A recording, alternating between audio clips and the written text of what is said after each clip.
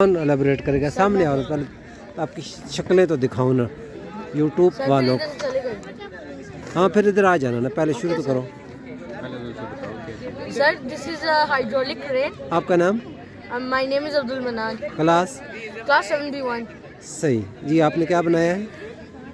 I made a hydraulic crane. अच्छा। Its principle is हाँ क्या प्रिंसिपल इज पास्कल्स लॉ। अच्छा, we move it like this. ये कैसे काम करता है?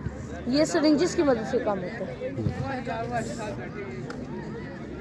The water inside it compressed is compressed. सही। It's not compressed. कितने लोगों ने मिलकर बनाया है? 4 बंदे। आपने? सर मैंने एक हाइड्रोलिक के लिए लिफ्ट बनाई है। अच्छा अच्छा अच्छा, सही। एक मिनट, सही।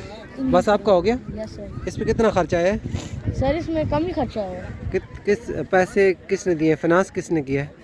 सर खुद पॉकेट मनी। अच्छा, पॉकेट मनी से। यस इसका मतलब आपको पैसे घर से बहुत मिलते हैं।